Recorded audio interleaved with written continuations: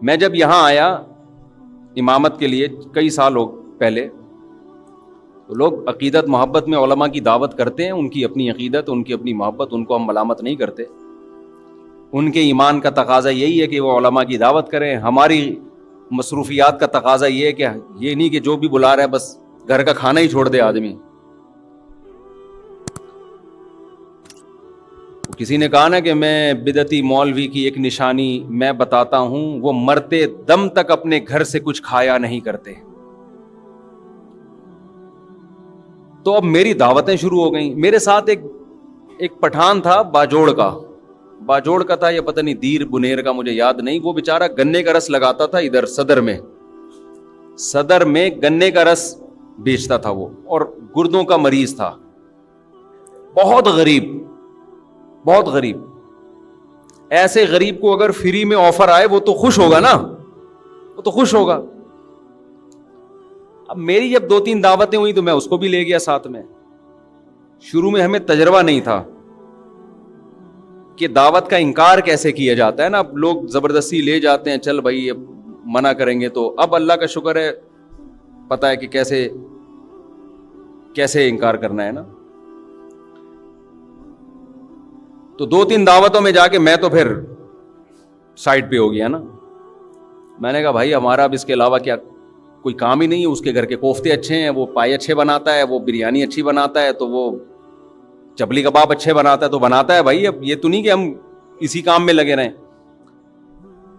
تو جس نے جو دعوت کر رہا تھا نا مسلسل، اس نے کسی اور مولانا صاحب کو پکڑ لیا. اس کا بہرحال ایک اچھا جذبہ تھا، اس کو تو میں نہیں کہوں گا. اس نے کہا یار میرے گھر میں کوئی نہ کوئی دیندار ہونا چاہیے دسترخوان پہ. اس کا یہ جذبہ تھا.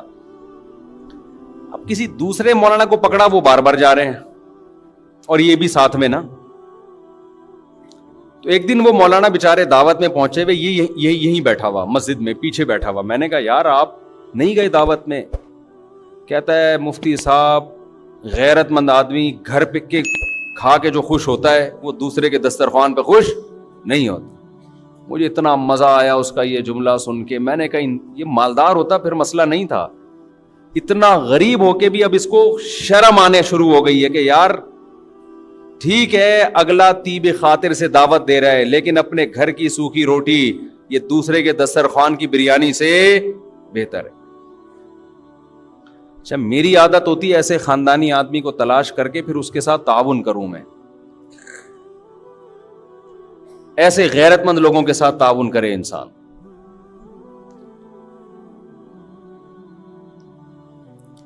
ہمارے حضرت مفتی رشید احمد صاحب رحمہ اللہ تعالیٰ ایک واقعہ سنایا کرتے تھے، بس وہ بتا کے اپنی بیان ختم کرتا ہوں. آج تو میں میں ابھی پہنچا ہوں سفر سے، نیند ہوئی نہیں ہے. تو ہمارے حضرت ایک واقعہ سنایا کرتے تھے. دیکھو کبھی کسی دوسرے کی جیب پہ نظر مت رکھو. اللہ تعالیٰ غیرت مند لوگوں کو بھی کھلاتا ہے، بے غیرتوں کو بھی کھلاتا ہے. کھاتے ہوئے ہم نے بے غیرت بھی دیکھے ہیں، لیکن غیرت مندوں کو آزمانے کے بعد آتا ہے کہ ان کی غیرت پر آنچ نہ آئے. رزق دروازے توڑ کے ان کے گھر میں گھستا ہے، عزت کے ساتھ ملتا ہے. اور جس نے مخلوق کے سامنے ہاتھ پھیلا دیے یا 2 نمبر طریقے سے پیسہ کمانے کی کوشش کر لی، تو سب سے پہلی پھٹکار اس پہ یہ برستی ہے کہ اللہ اسے ہمیشہ کے لیے مخلوق کے در کا محتاج بنا دیتے ہیں. اب انہی کے در پہ جانا، ساری زندگی مانگتا ہی رہے گا. یہ بڑا عذاب ہے آخرت کے عذاب سے بھی. یہ آخرت کے عذاب سے زیادہ بڑا عذاب ہے. تو ہمارے حضرت ایک واقعہ سنایا کرتے تھے. پہلے پرانا سعودی عرب کا، شاید اس وقت یہ سعودی حکومت نہیں تھی، تو ارض حجاز کہا جاتا تھا نا سعودیہ کو. حجاز کی سرزمین کا کوئی بادشاہ تھا، کوئی حکومت پلٹی، بغاوت ہوئی، تو وہ بادشاہ بیچارہ ملک بدر ہو گیا. شہزادہ تھا. تو تھا یہ کہ جب وہ شہزادہ تھا تو ہندوستان سے کوئی شخص گیا حج کرنے یا عمرہ کرنے، تو اس شہزادے نے اس کا بڑا اکرام کیا. عرب لوگ بڑا اکرام کیا کرتے تھے حاجیوں کا اور عمرہ والوں کا. تو اس شہزادے نے اس کا بڑا اکرام کیا. اب اتنا اکرام کیا کہ اس نے 2 مہینے تک عمرہ کرنے والوں کا.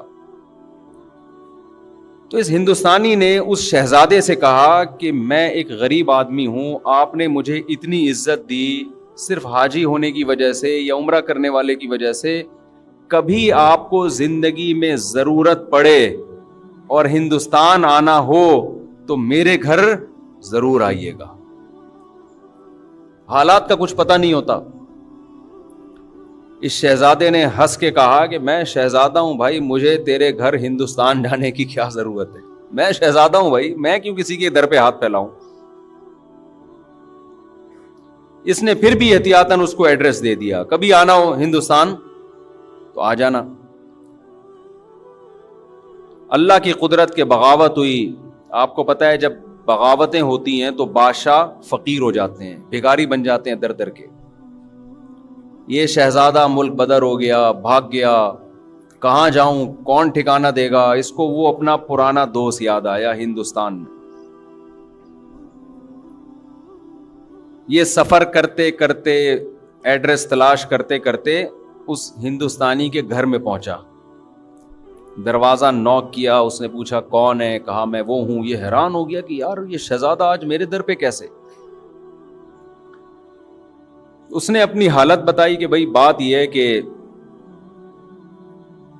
حالات خراب ہو گئے, بغاوت ہو گئی, میں مجبور ہو گیا, تو مجھے ٹھکانہ چاہیے. اس کمبخت نے ایک شعر پڑھا جس میں اس کی توہین. وہ شعر فارسی میں اس کا مفہوم آپ کو بیان کرتا ہوں کہ حاجت اور ضرورت ایسی چیز ہے جو بادشاہوں کو بھی گیدڑ بنا دیتی ہے. کہ تو بادشاہ تھا اور حالات نے تجھے کیا بنا دیا, آج گیدڑوں کی طرح کھڑا ہوا ہے میرے در پہ. دیکھو حاجت کیسی چیز ہے. فقیر شہزادوں کو بھی کیا بنا دیتی ہے, گیدڑ بنا دیتی ہے. یہ چونکہ شہزادہ ہے, شہزادوں والے بلڈ تو وہی تھا نا اس میں, شہزادوں والا. اس نے شیر کا جواب شیر میں دیا, غضب میں آ گیا نا. اس نے کہا شیر نر ہمیشہ شیر نر ہی ہوتا ہے. ایسا ہمارے حضرت جب یہ شعر سنایا کرتے تھے, حضرت کی کیفیات ہوتی تھیں. شیر نر کبھی بھی گیدڑ نہیں بنتا, وہ شیر نر ہی, شیر بھی نہیں, نر شیر, ببر شیر. اور اگر کوئی حاجت اسے گیدڑ بنانے کی کوشش کرے, وہ ایسی حاجت پہ 100 جوتے مارتا ہے.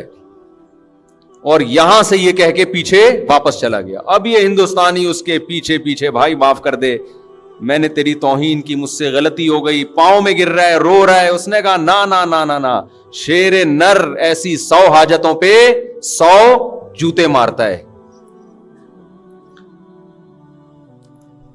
اللہ یہ چاہتے ہیں کہ آپ اگر فقیر بھی ہو, مزاج کیسا رکھو, شہزادوں والا. سمجھ میں آ رہی ہے بات کہ نہیں آ رہی ہے؟ فقیر بھی ہو, مزاج کیسا رکھو, شہزادوں والا. اور ہمارے حضرت نے رکھا.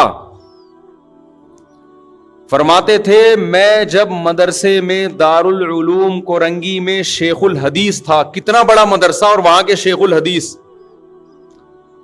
تو حضرت مفتی محمد شفیع صاحب رحمہ اللہ تعالی نے فرمایا کہ دارالعلوم کورنگی میں جو بیل ہے اس کی تنخواہ یہاں کے شیخ الحدیث سے زیادہ ہے. پہلے حل بھی چلایا جاتا تھا نا وہاں, اس پہ زیادہ خرچہ ہو رہا ہے. یعنی تنخواہیں بہت تھوڑی تھیں, وسائل نہیں تھے. فرماتے ہیں میرا ایک چھوٹا سا چھپڑا تھا. ایک دن ایک شخص آیا, انڈے بیچنے والا نا, کہ آپ, وہ سستے انڈے بیچ رہا ہوگا, کہ آپ ہم سے روز کے حساب سے آپ بتا دیں, میں اتنے انڈے آپ کے گھر دے کے چلا جایا کروں گا. حضرت نے فرمایا ہمیں ضرورت نہیں ہے. فرمایا اصل بات یہ تھی کہ ہمارے پاس انڈا کھانے کے پیسے بولو نہیں تھے, انڈا کھانے کے پیسے نہیں تھے. اتنے بڑے عالم جن کو مفتی اعظم کہا جاتا ہے. اور فرمایا کہ ایک دن ہمارے گھر ایک مہمان آیا, ہم نے دال رکھ دی اس کے سامنے لا کے. کچھ دنوں بعد دوبارہ آیا, ہم نے دال رکھ دی. پھر کہیں سفر پہ کہ کوئی حضرت کے ریلیٹو تھے, پھر آیا, ہم نے دال رکھ دی. کہہ رہے ہمیں تو کبھی خیال بھی نہیں آیا کہ ہم دال کھلا رہے ہیں اس کو، خود بھی کھا رہے ہیں. تو وہ کہنے لگا آپ کے گھر میں دال ہی پکتی ہے، اس کے علاوہ کچھ نہیں پکتا. تو حضرت کہتے ہیں اس کے بتانے سے ہمیں خیال آیا کہ ہم بہت دنوں سے کیا کھا رہے ہیں، دال. کہتے ہیں میں نے اس کو تو چپ کرانے کے لیے کیا، حلال اتنا ہی ملتا ہے اس کو چپ کرانے کے لیے میں نے.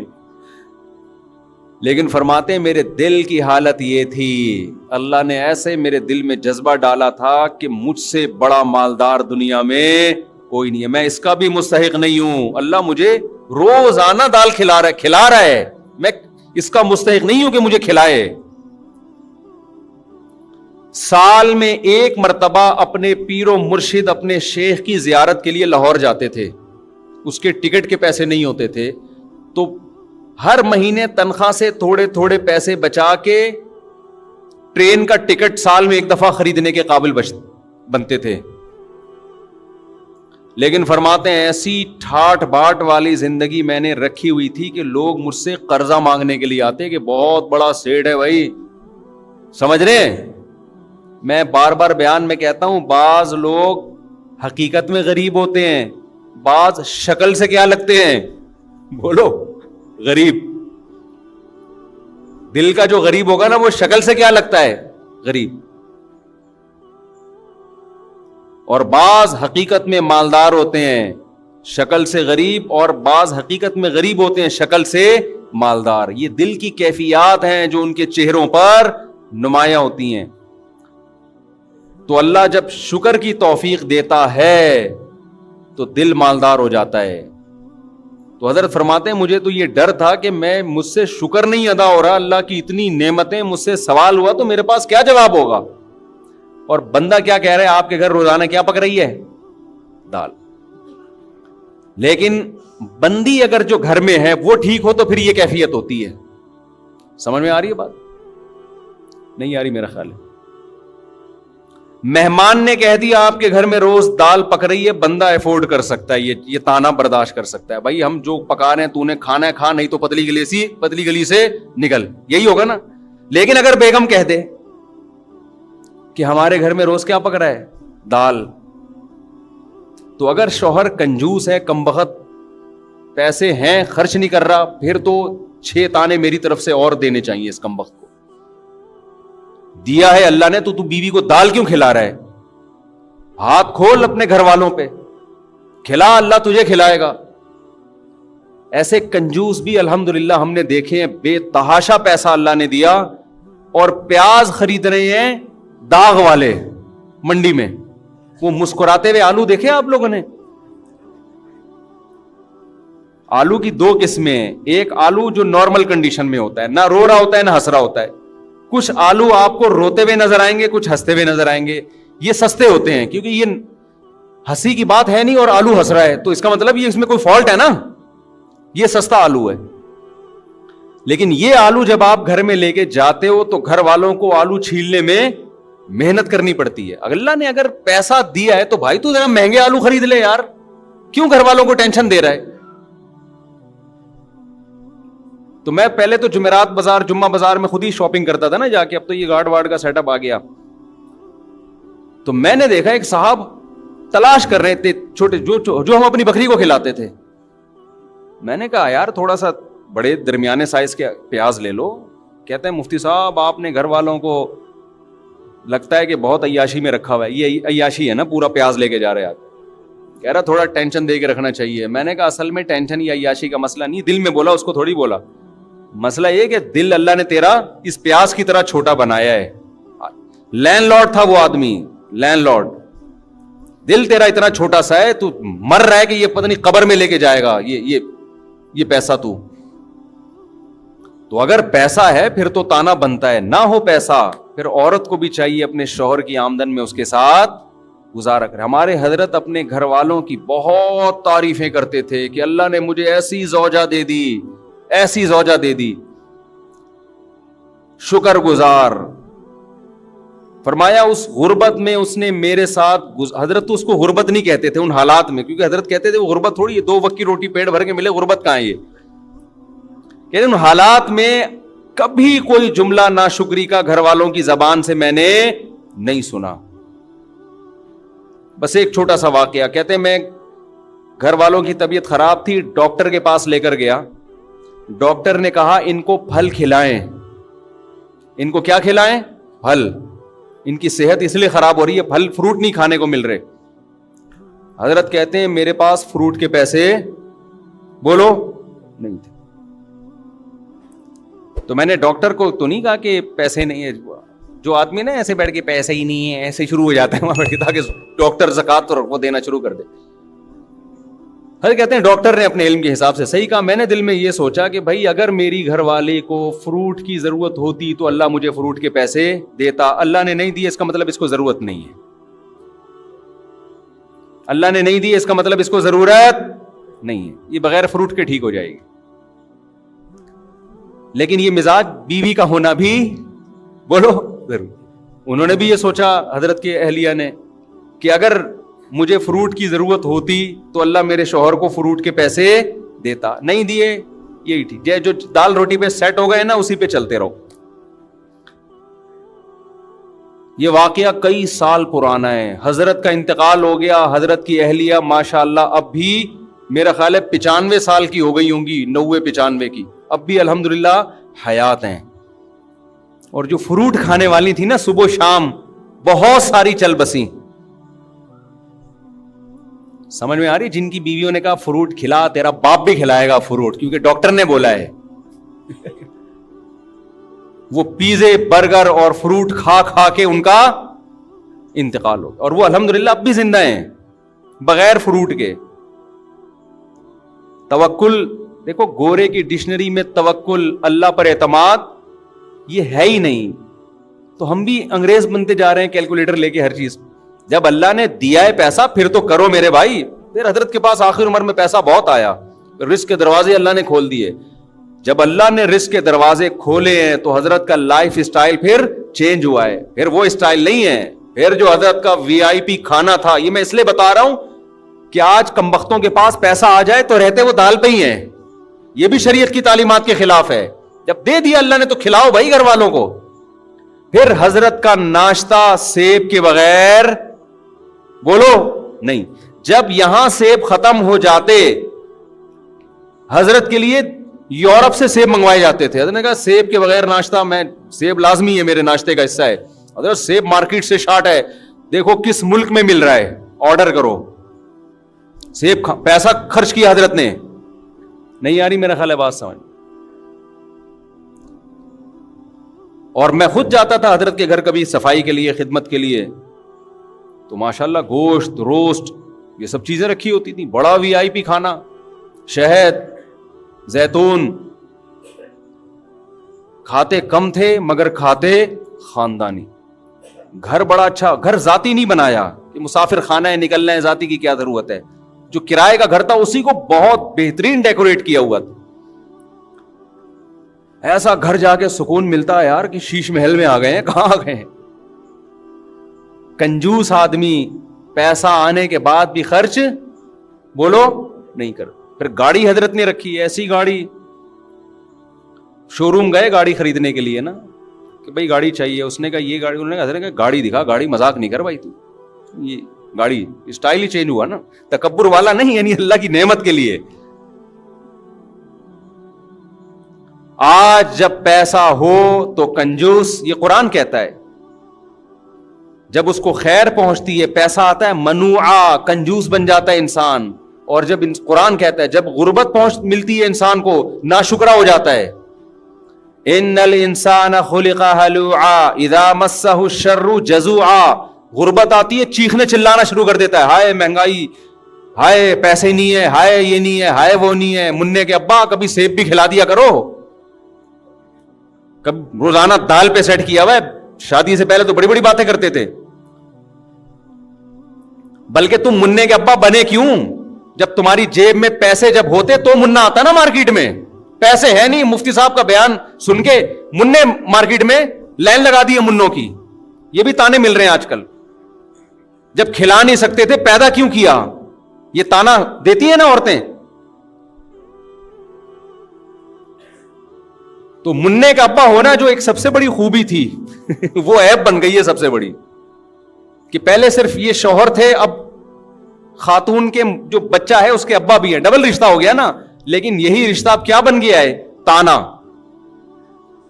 تو قرآن کہتا ہے انسان جو ناشکرا ہے, جب غربت ملتی ہے اس کو, شور شرابہ, چیخنا چلانا, شکر نہیں ادا کرتا, جزا فضا صبر نہیں کرتا.